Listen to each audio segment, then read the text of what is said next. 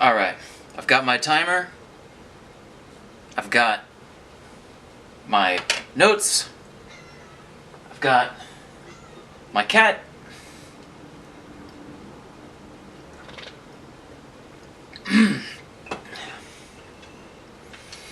Welcome to Whiskey Sundays, my darlings, my doves, my dulcet, dearest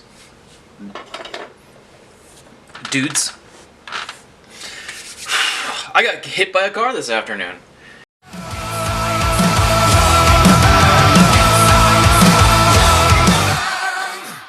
It's so fucking ironic. In fact, I think I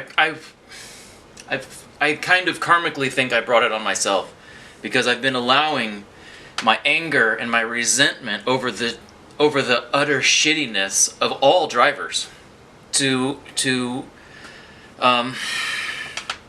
creep into the heart of my being. And you know, if you've been watching this channel since before the gay reset, by which I mean my flouncing from YouTube and resetting the channel and giving myself a new name and everything. Forgot what I was fucking saying. Anyway, so I got hit by a car, and oh yeah. Well, I've been talking. Yeah, I remember what I was gonna say. I was talking about. There's that. What's that fucking band? Disturbed? Is that what they're called? What is a stupid name? I don't think that's what they're called. Anyway, it's the guy who goes. Wah! He has that gimmicky noise that he makes. But they have some cool songs, and there's one song. My favorite song of theirs. There's a line in it which I think is it's desperately simple and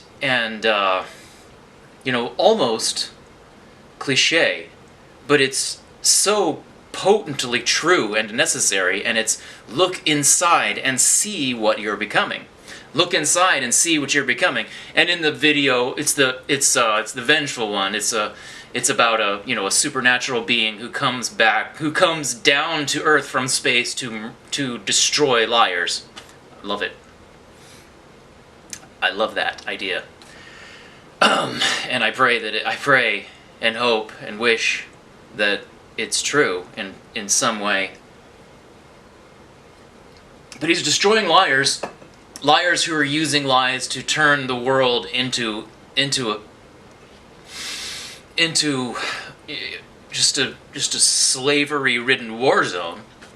And so it comes down to I'm being a bit too theological about it. It comes down to a spirit of vengeance needing to come from space and stop these motherfuckers, because their stranglehold on the world is too great. Much like the Judas Priest song Painkiller. Same story, I feel. Cool song also. Cooler song, actually. Much cooler.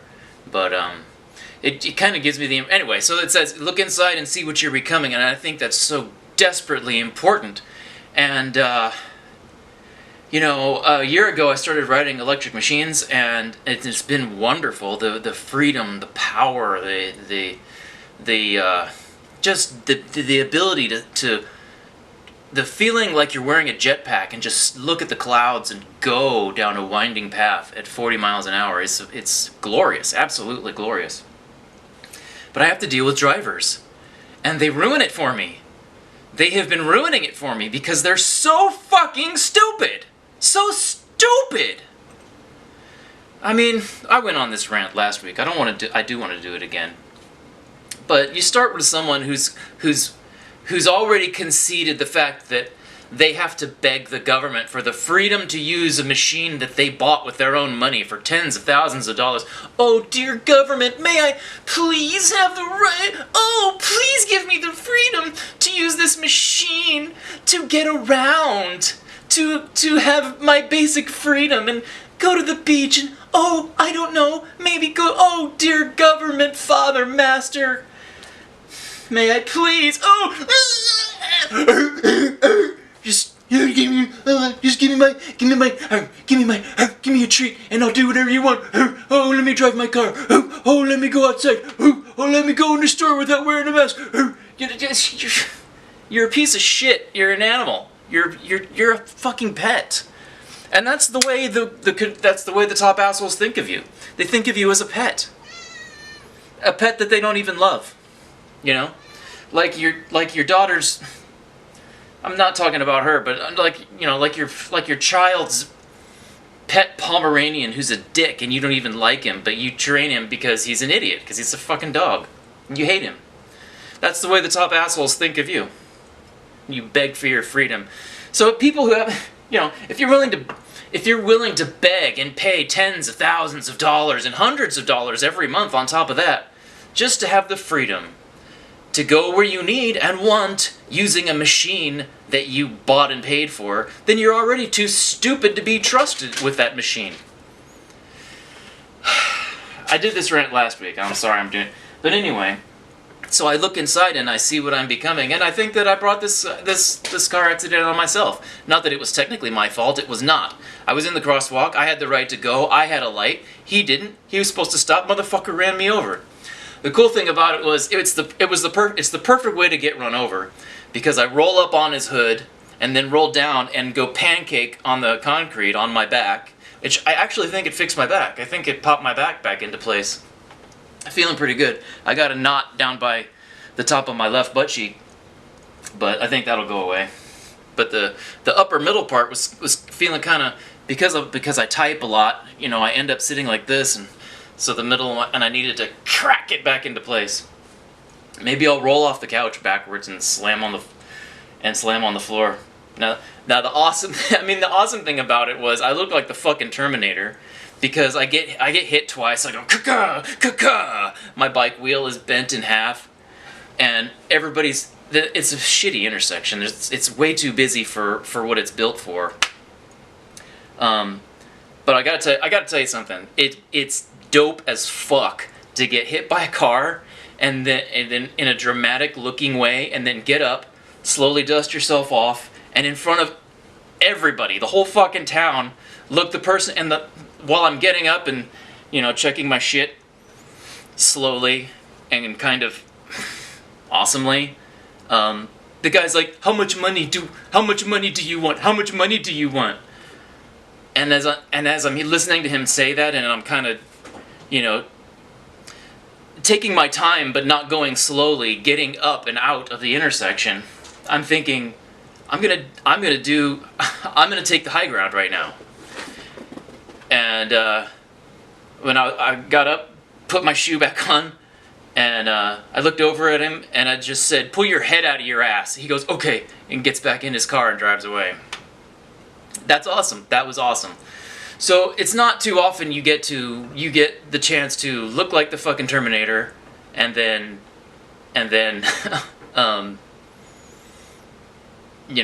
take the high road at the same time, in full view of an intersection full of retards. And hopefully someone will see that as an example of how to be. So I consider it to be. I consider myself quite lucky. It was a good thing. It was a positive event. So, all right, what are we doing? How are we doing on time? The light's changing quickly. I'm not quite sure what I should do about it. But we had sun and it's dipping down. Well, I want to talk about something which I talked about before, but since I deleted my channel, it's gone, and I just want to cover this topic and have it covered. I want to talk about what rights are. What rights are. It's a very simple thing, and it's something that, goddamn sure half the people on Earth, if at best, half the people in the world, I don't know, shit. You'd be lucky if 10% of Americans, Westerners, can tell you what a right is. If you ask a person what a right is, chances are they're going to tell you something that the law says you can do. This is wrong. That is not what a right is. Man does not write laws. Man creates rules. Alright? And rules can be okay. But no human can give you a right that you don't already have. And no human can take away a right that you have. They can violate your rights, or they can violate your rights, they can protect your rights, or they can have nothing to do with you. But they cannot change what your rights are. They cannot add rights to you. They cannot give you rights that someone else doesn't have. I cannot give you a right that I don't have.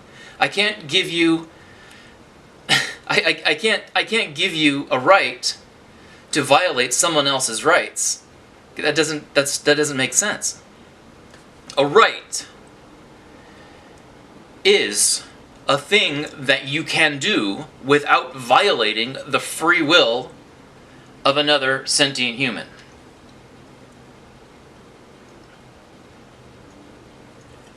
Alright, so some people would say that extends to animals. That may or may not be true. I'm not sure. Frankly, I don't really know. Whether or not it's okay to eat an animal for food. I will say, for certain, that it is not okay to torture an animal. I think, frankly, what is certain, in terms of diet, what I do feel confident in saying is that it's wrong to kill an animal in a wrong way. All right, your goal, you should kill what you eat. You should kill an animal in the least torturous manner possible. And now hunters will tell you this, intelligent hunters will tell you this. They'll talk about how we don't take the young animals, we don't take the females, but mostly what we want are the old adults, because they have the most meat. They're past breeding age. They're going to die violently or die slowly and painfully over a long period of time, without whether or not if you don't kill them. So you, as the noble hunter, can kill an animal in a way that is kinder than the way nature will kill them. Now, I think that seems just. What's beeping at me? What the fuck is beeping at me? Beep at me again, motherfucker. I dare you. Okay. You son of a bitch. What is this? Is that my email tracker making that fucking noise? Shouldn't do that. That does make sense to me. And frankly, in my opinion, and I'm being generous in saying it's my opinion, those of us who eat meat from factory farms, we're in violation of natural law. That's including myself. I eat that meat. I'm not proud of it. I don't make much money. The good stuff is expensive. I don't feel good about it. That doesn't make it right. I'm doing a wrong thing. And that's just the bottom line. I'm doing a wrong thing. And so are you, probably. If you think that being a vegetarian, just not eating animal body parts, absolves you, I rather disagree, because all of the major agricultural factory products, your vegetables, your plants, all that shit, animals die on those machines. Okay, every time there's a field of beans that gets harvested, thousands, maybe hundreds of gophers and field mice are ground up, and that shit probably gets into your food. You think it doesn't? You're wrong. I'm sorry. It does. They're not doing that shit responsibly, not even the ones that claim that they are. And do you know why they're not doing it responsibly? Because they can't. It's not even economically viable. Can't be done. So, it's for me, just common decency has always been important. And I keep saying that line from that song to myself, look inside and see what you're becoming, because I get so angry when I look around and I see people who care nothing for just common decency. They care nothing for just politeness, for fairness. Just for example, sometimes I ride the bike trail on my unicycle, and people act like they're in my way. I will not run someone down. It's like they see me on my thing coming, and they're like, "Oh, we'll get out of his way." It's like I'm on a bigger thing, and they see me as someone that could hurt them by running into them, and so they see that ability to hurt them as giving me the right to have the right of way. This is what they're thinking. And the same thing happens. I'll stop at a crosswalk at a place where drivers don't have to stop, and somebody will fucking stop, and I'm like, you realize it takes longer for me to wait for you to stop than it would take for you to just roll on by. And I'll just stand there and look at them. And people don't think about this kind of stuff. They think they're being polite, and they're not. Like they don't think of the logic of what they're doing. They don't think of the actual fact of what they're doing, or they just don't give a shit at all. I was getting ready to pull a shopping cart out of the shopping cart bin lane thing, and this guy was like dealing with his wife and stuff, and he just like walks right in front of me, like this old dude, like I wasn't even there. And I just look at him, motherfucker. You don't know how fucking close you are to getting your jaw knocked loose. Every day, all the time, everywhere I go. And it's the same. So this dynamic on the path where people are like, "Oh, I'm going to get out of your way." I'm like, "No, I'm getting out of your way. You have the right to be here just as much as me. I'm going to slow down when I'm." I'll slow down if there's a little kid. If they're walking with a little kid, I'll get off. I'll stop and wait. I'm not, because I do not take chances around little kids. That's retarded. And people act like they don't understand. They don't get it. They don't see how that's just normal decency. And then they get a vibe off me because I don't appreciate their ignorance. They get that vibe off me, and they just think I'm a jerk.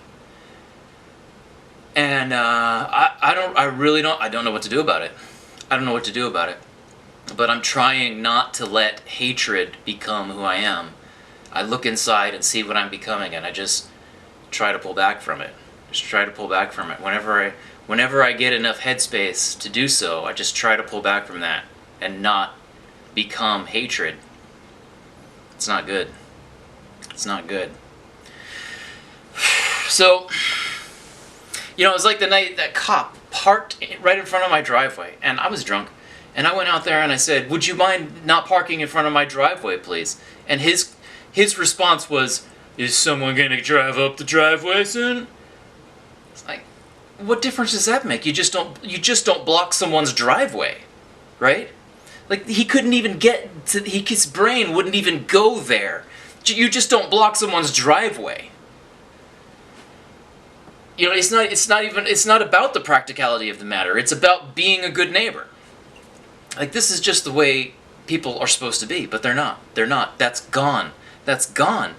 And now we're living in a world where the people who wear masks in their cars are getting ready to become a temporary upper class. A temporary upper class. Alright? That's what's happening. I say temporary because when the top assholes really take over, those people will be put up against the wall as well.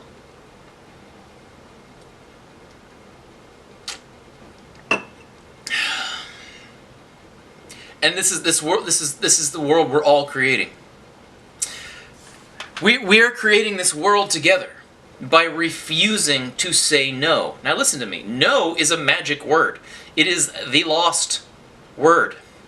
The lost word of power. You must say no to evil. If you do not say no to evil, you're a failure as a human being. You have to. You have to.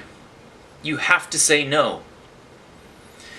Now I'm going to read to you from allaboutphilosophy.org about some basic normie stuff about natural law and what it means to philosophy in philosophy and to lawyers. Natural law. What is law? Natural law is a broad and often misapplied term tossed around various schools of philosophy, science, history, theology, and law. Indeed, Immanuel Kant reminded us what is law may be said to be about as embarrassing to the jurist as the well-known question, what is truth, is to the logician. Law, in its generic sense, is a body of rules, alright, that's not the first time you've heard that, of action or conduct prescribed by, what's beeping at me, god damn it, I will eat your ass! Alright. And having binding legal force. Okay, well that's where we part ways. That which must be obeyed and followed by citizens subject to sanctions or legal consequences is a law. Black's Law Dictionary. Okay, this is wrong because human beings do not create law. Human beings create rules. Okay? You can create rules for which you give the freedom, not the right, but the freedom of some to punish others.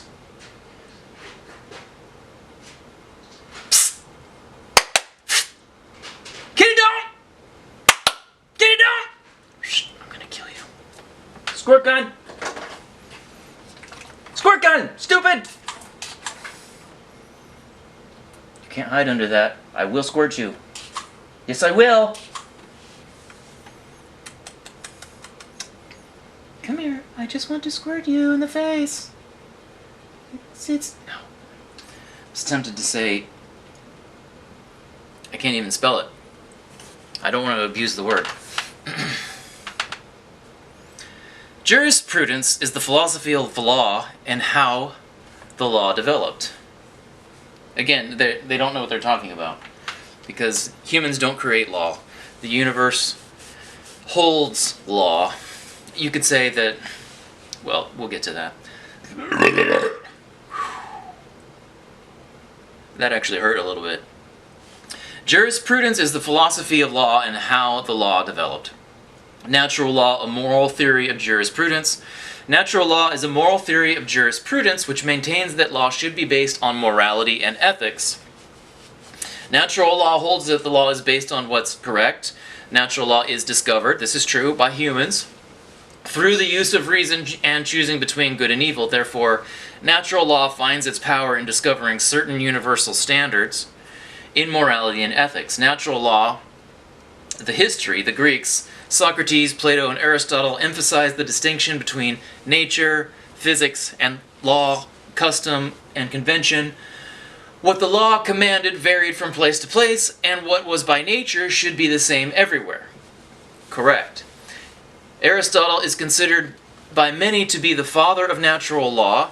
In Rhetoric, he argues that aside from particular laws that each people has set up for itself, there is a common law or higher law that is according to nature.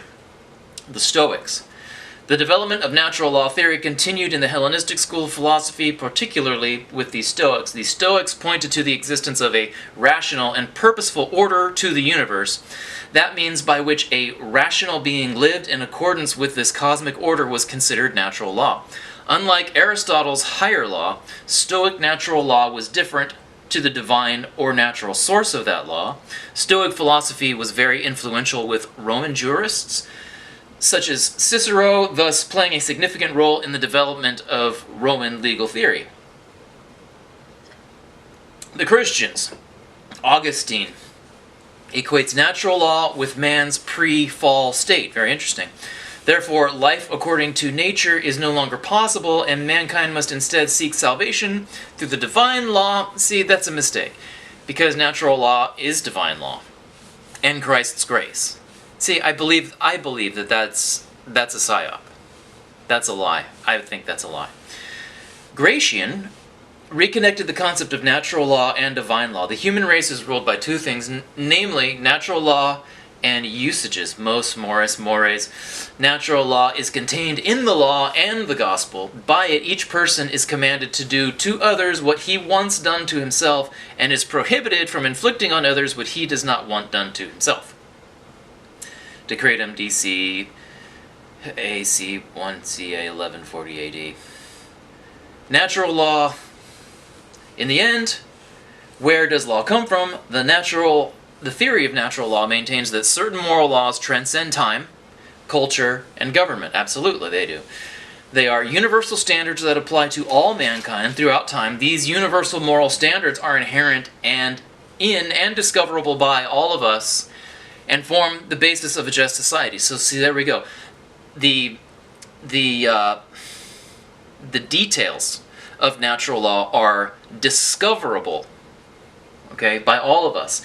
And I would say that our duty, each human being has the duty to discover. What are you doing? That you are not. She gets the zoomies every time I make a video.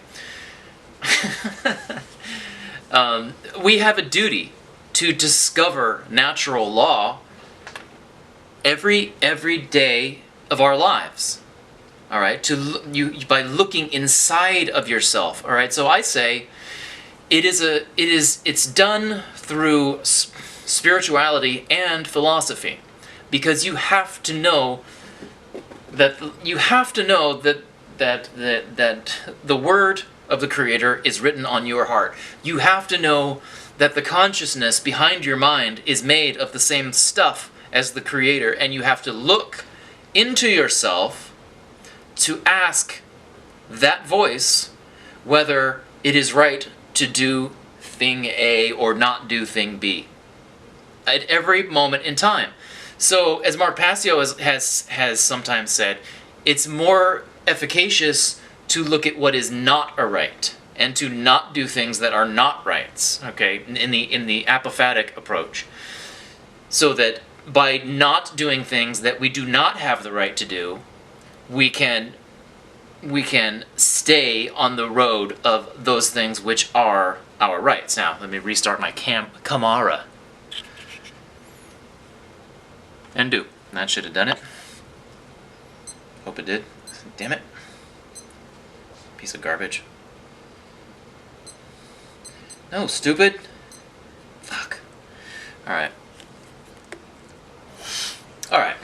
So, what I just read to you is a heavily abbreviated summary of the history of the philosophy of natural law. And now I ask you, how many people even know that it's a thing? And most people who've ever even heard about natural law, they just think it's some kind of weird religious idea. They have absolutely no idea that it has a history in legitimate philosophical traditions going back thousands of years. All right, and when you bring it up, they deny it because they've never heard of it, and so they think it's nonsense. You know, when I follow, there are a number of lawyers that I follow on YouTube. Most of them are they're fucked in the head, but a couple appear to be on the right path, or at least moving toward it. And I will occasionally make comments to the effect of the idea of objective human law is an illusion. Because human beings will always, police choose to enforce laws. They choose to enforce the laws they think are enforceable. They choose to enforce laws that they sense that there's support for them upholding them. They choose to enforce laws that they're told to enforce. If a law has been forgotten about, or if it has fallen out of practice to enforce a certain law, they just won't enforce it, whether or not it's on the books. So there may be laws that are on the books that nobody really knows about, but if someone in the establishment wants to put the hammer down on you, they'll just find this law that you happen to have broken that nobody knows about, nobody's enforced for who knows how long, but suddenly we're going to enforce it now because we don't really like you. General Flynn was thrown in jail for committing a crime for which no one had been prosecuted for I think like 150 years, maybe even longer than that. And I think it was lying to the FBI. Now, that's not exactly, he didn't exactly lie to the FBI. He was tricked into saying something that wasn't true because nobody has a perfect memory. They did the same thing to Roger Stone. All right, they got him to get a detail wrong on some months old communication, and because he got some statement wrong, they said he was lying and put him up on charges for it. This is what human law is. It's completely subjective. There's nothing objective about it. There's nothing fair about it. And everyone knows that if you don't have money, you don't have the same protection as someone who does. All right? Is that a just system? No. Is that what has that to do with all of us being created equal? Has absolutely nothing to do. So this idea that you can have a system of laws and you can have people with more rights than others, people who can rip you out of your home because for completely arbitrary reasons. If you think that's okay, well, you're a Satanist. There's just no two ways about it. If you think someone has the right to harm you because a rule that a man wrote down 50 years ago has been violated, you're a Satanist. You are an evil person. If you think it's okay that people can essentially have 2 months' worth of their labor stolen every year, if you think it's okay for every person in your country to work for free for 2 months out of the year by force, if you think that's okay, you are a Satanist. Why? Because you worship power. You worship power. And the only reason people do this is because they believe they will benefit. They believe they will benefit by laws being enforced against others. And they're hoping that they can just fly under the radar. What do they say? If you don't have anything to hide, you don't have anything to fear. Bullshit. Bullshit. If you don't want to get into an altercation with the cops, do what you're told when they... Really. Do what you're told. Even if what you're being told to do is wrong. Really. When do we defend ourselves? When do we say that the truth deserves my allegiance, so much so that I'm willing to lay down my life in order to fight for it? Because I'll tell you something, no one has fought for, the closest thing to people fighting for truth, well, of course it happens here and there, and you'll hear about it. If you listen to Count Dankula's Mad Lads, you'll hear stories about people fighting for truth in beautiful and hilarious ways. You'll also hear about some real monsters.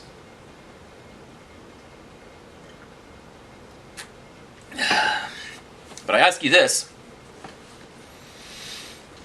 When the Jehovah's Witnesses come to your house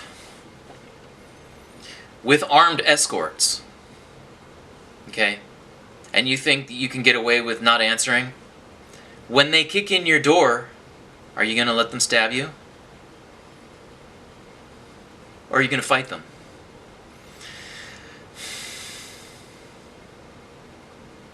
At some point, somebody's got to say no. Somebody's just got to say no. All right, guys. So, it's story time. And now I've decided that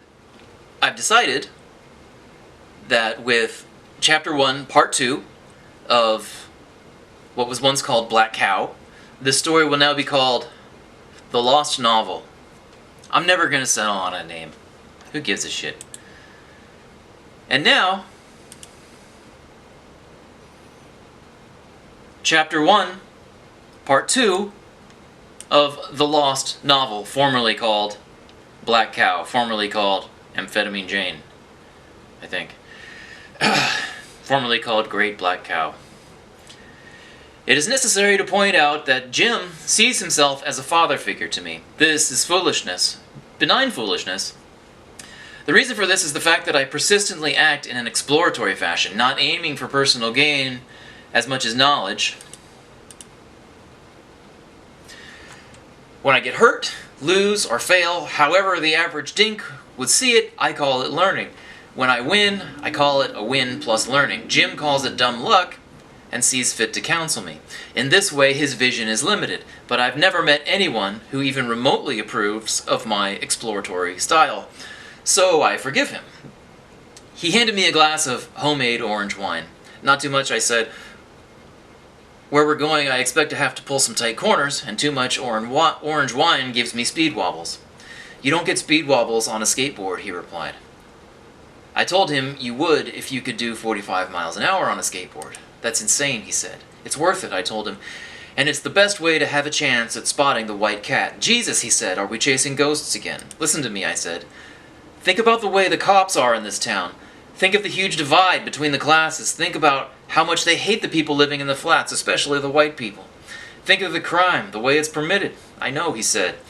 Do you think all that fracturing, I said, all that conflict from Boulder to Big Sur would be sustainable without a divine player in the mix? Yeah, he said, it's called Jesus Christ.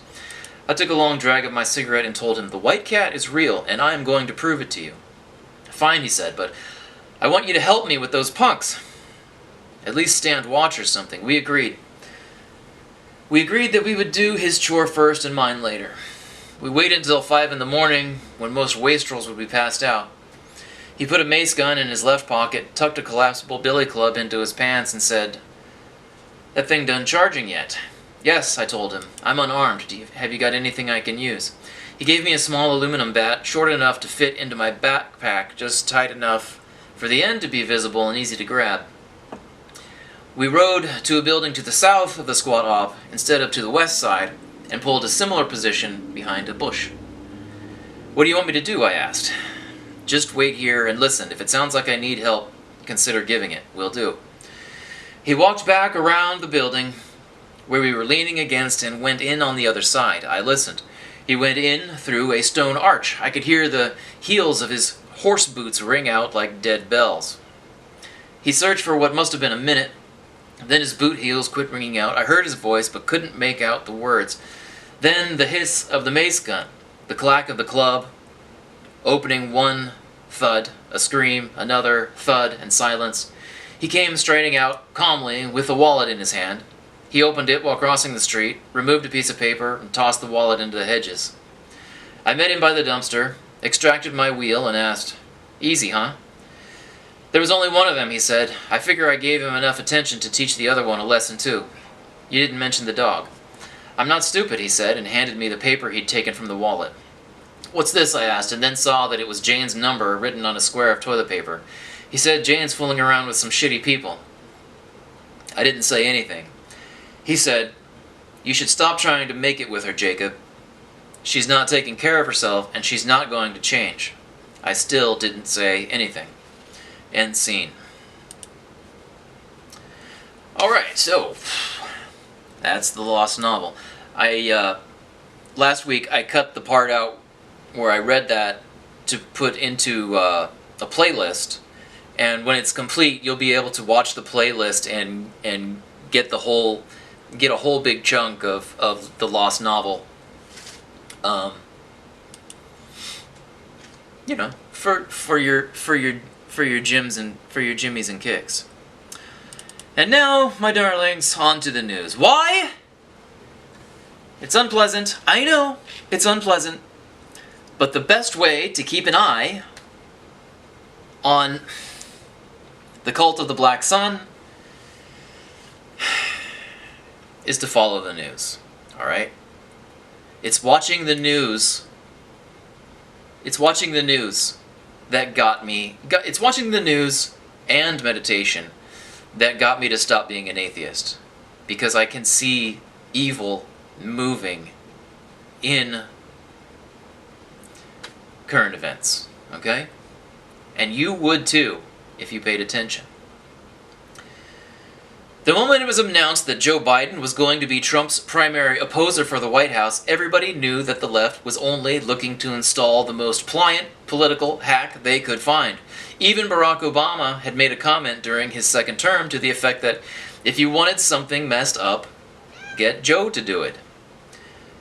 During the entire course of 2020, Biden could not appear on TV without stammering, doddering, losing his place, losing his train of thought, or losing his temper.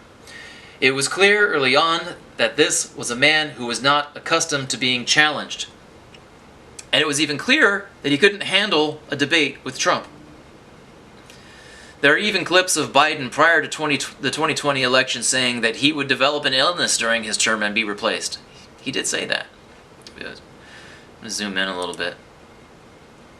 Where am I?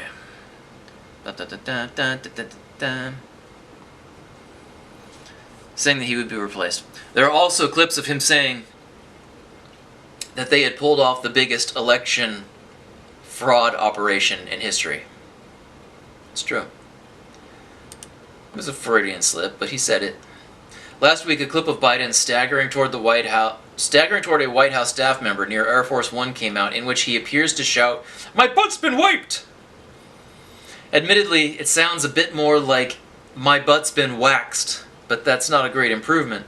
What's most disturbing about the video is the geriatric way that he seems to stagger forward in the near panicked manner in which he says whatever he said. If you have been around the elderly, the very elderly, it looks a lot like the weakened fear state that they sometimes display when they know that they are very nearly too weak to be where they are and to do what they are doing. To that extent, it is sad. Even Jen Psaki told reporters a few weeks ago that Biden would be given pre-approved answers to questions and would be asked that pre-approved questions that would be asked by pre-approved reporters. Last week, Biden was attending a meeting with a group of officials when he was handed a note informing him that he had something on his chin. There was something on his chin. After receiving the note, he licked his lips, brushed it away. I think he ate it, actually. You can pause the video and clearly see that the note says, "Sir, there's something on your chin." If Biden wasn't such a political hatchet man, it would be refreshing that whoever had written the note at least prefaced it with the word "sir." But the fact that Biden is clearly not well enough, sharp enough, or even strong enough to do his job is disturbing. On top of that, this is a man who, after decades in politics, has gotten nothing done except for a crime bill that triggered a massive uptick in the prison population. Yeehaw. I don't believe Harris is calling the shots, because she is just as much a political hack as Joe. A placeholder with nothing but ambition and some disturbing mannerisms. The fact is, we do not know who is running the country. Even when there's a president in office that you like, we don't know who's running the country, but it's even more so now. The one thing we know for certain is that the man in the president's seat is not the one running the White House.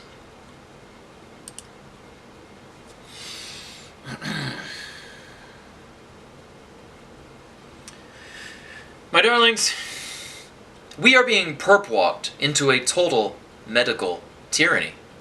Even as Mario Cuomo is being found guilty of sexual harassment, local statutes are being passed requiring people to be vaccinated before they will be allowed to enter supermarkets.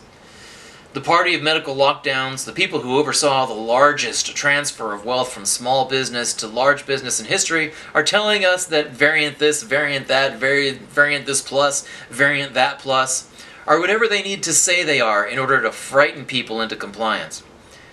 Even studies show that COVID infection rates are dropping. Even as the unproven vaccines turn out to be more dangerous than the virus itself, we are being told anything and everything that might possibly scare us into compliance. At present, the CDC is telling us that we have to mask up and take the vaccination. This is the same CDC that said masks were no longer necessary a few weeks ago. The CDC has now started telling us that a leaked document of their own creation says people should return to the fear state that had been achieved in the early summer of 2020. According to the report, they are saying they released, accidentally, the new variation is as contagious as the chickenpox. Not the chinkenpox, the chickenpox. If this story is to be believed, then the CDC... Then the CDC has a slide deck that says the new strain is as transmissible as chickenpox. Not chinkenpox, chickenpox. And that it acts differently compared to earlier strains, meaning it's unpredictable. They claimed they had the information, lost it, it was leaked, and they only learned what it said after discovering the slide deck.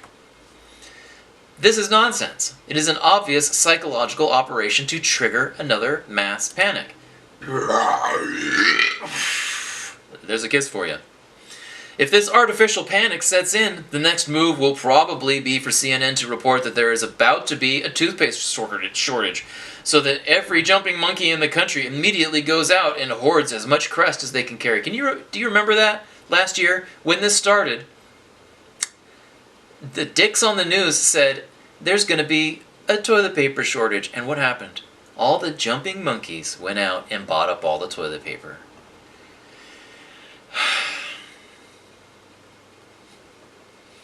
And all the bleach, and all the hand sanitizer, and all of the good household cleaners, thinking that was going to protect them. Motherfuckers.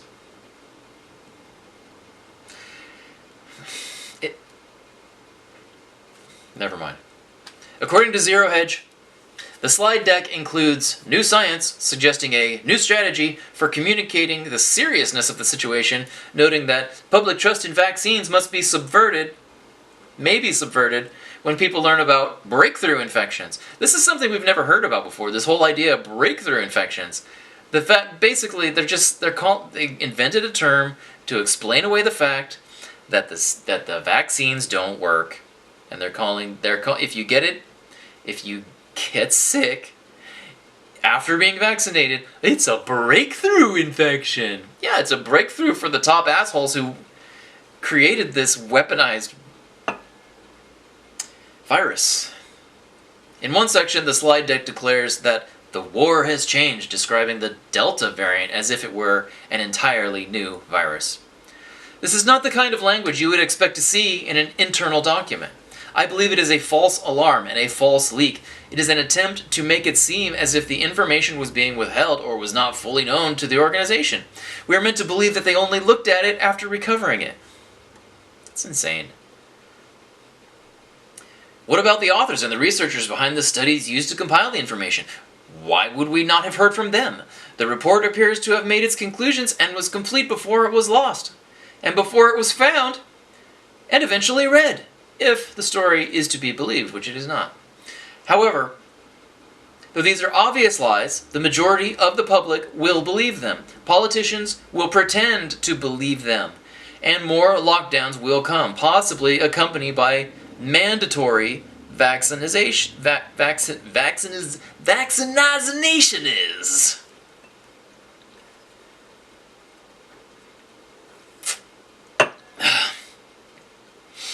Eckhart Tolle commented that half the population appears to be losing its ability to not only to introspect, but to reason. That half the population appears to be losing its ability to look inside their own minds and see what their minds are doing. That ability to look inside my own mind and see what it's doing has always been a core of my being. It's always been, I've often said, it's the only talent I have. And half the population either doesn't have it or is losing it. The other half appears to have it, and a portion of them are afraid to act on what that ability gives them the ability to know. I'm telling you that